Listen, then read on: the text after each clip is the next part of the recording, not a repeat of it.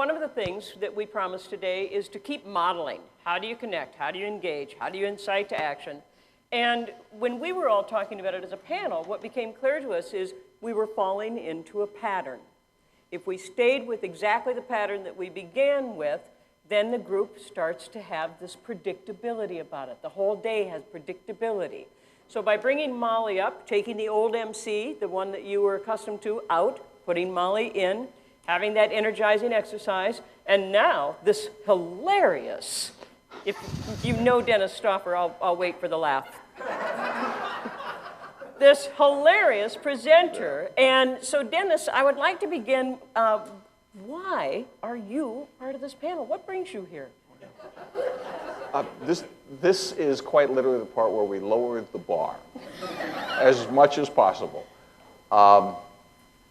I was really excited about Tony's idea to hold this today. I thought this is going to be so cool. We're going to bring a tremendous amount of value to our members, and was just very enthusiastic about it until I discovered it might include me. I am not by any stretch what anyone would consider a humorist. I have struggled with it throughout my career. So in a conversation over the phone, we decided that the value of this would be that anyone in the room could look at what I'm going to do here and say, I could do that. This is going to look very attainable by the time I'm done here. So what has your journey been? You started out as a news broadcaster, a journalist? I was in television news for a number of years. Some of you may remember me from Channel 11. It's been a while, but if you remember, you actually have a pretty good memory, because I left about 10 years ago now. And I've sat in on a portion of what you do. Tell us a little bit about what you speak about, and what is knowledge transfer?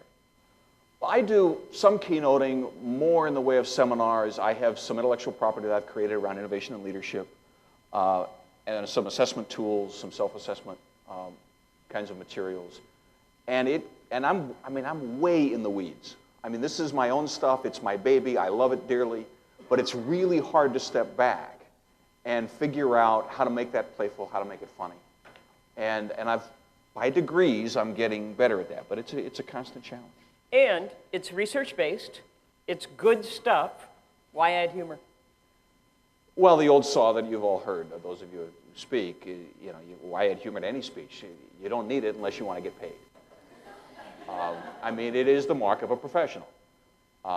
It is just one of those things. And the other thing is, I mean, as a practical matter, there just isn't any better way to engage and influence an audience and leave them feeling good about themselves and about you by the time you're done. There's just no substitute for it.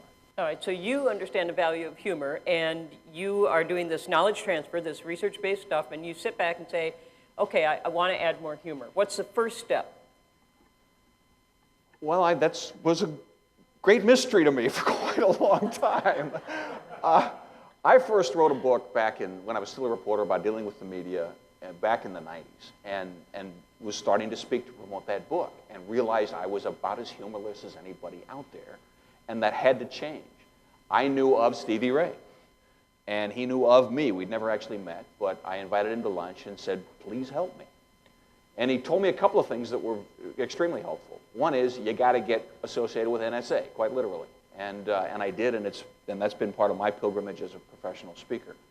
The other thing he told me, which I would commend to all of you that aren't already doing it, is he said, just become more conscious of those times when you're funny with friends and family. We all are in various ways. Start cataloging that. Start tracking when it happens. Note when those moments. Start getting more familiar with your own comedy style. But the other thing that happens when you do that is you start getting what I heard someone call gimmies. That might have been Mark Scherenbrod, but I honestly don't remember for sure. But those events that happen in all our lives that are funny, and so all you have to do is relate them adequately. They've already been field tested. And if you can tie them into your material, you can't pull them out at random, but if you can tie them into your material, then you've got something to work with. And that's how I got started, introducing humor into So can you give us an example of a gimme story? It sounds like a story from those levels of comedy. A story from your life that you tie back to part of your message. Yeah. I talk about mindset. I talk about those subconscious attitudes, beliefs, assumptions that we all hold, often subconsciously, but that nonetheless impact our behavior, and that at times can make us very predictable. So much so that it's possible to have a little fun once in a while with someone in ways that are only possible when you can accurately predict in advance how they're going to respond. Like I once did with the mother of my children. Like many couples, we have had a difference in risk tolerance. Usually mom was a little more cautious, right? Especially with the kids. Dads were more like, hey, the kid wants to climb the stairs before he can walk. What's the worst that can happen, right? And we, at least until mom comes to us and tells us how utterly irresponsible that is of us, and then we stop telling mom when the kids have been climbing the stairs. As it turned out, mom was going to some family event. She was going to be gone for a couple of days, probably the longest she'd ever been away from her children at that point, who were preschoolers. At the same time, my sister was visiting from out of town. And also at the same time that bungee jumping was becoming popular and well known. So my sister looks across the dinner table at me, knowing I had once done a little parachuting, and said, "So, have you been bungee jumping yet?" And I said, "No," but I barely had time to make that explanation, and my kids chimed in, "Daddy, what's bungee jumping?" And so I explained. Next question, "Can we do that?" "No." And then a little light went on in my head, and I said, "But when your mom gets back, why don't we tell her you did?"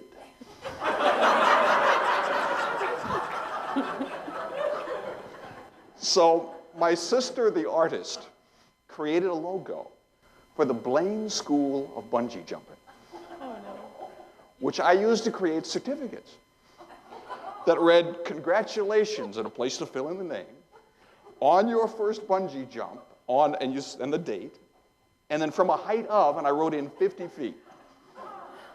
After I copied off 4 of them, so we'd each have a certificate. Mom comes home to 2 bright, shining, excited little smiles running up to her, going, "Mommy, Mommy, guess what we did? We went bungee jumping." Now, my wife grew up on a farm, but she did not just get off the turnip truck. And that is not a credible statement coming from people this big. So we had already coached them to then run over to the buffet and get their certificates. See? And to add a few details. Like, "Yeah, I got a little sick and threw up, but I'm okay. And I got really scared and didn't want to jump, so Daddy pushed me."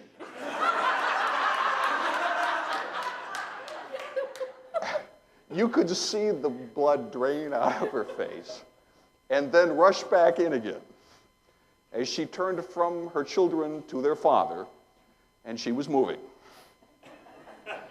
If I hadn't let her off the hook at that moment, I probably wouldn't be here to tell you this story. And there isn't a jury in the world that would have convicted her. But even she can chuckle about it now, and I never, after that, got quite as much flack about how closely I watched the kids. Oh, that is a great story.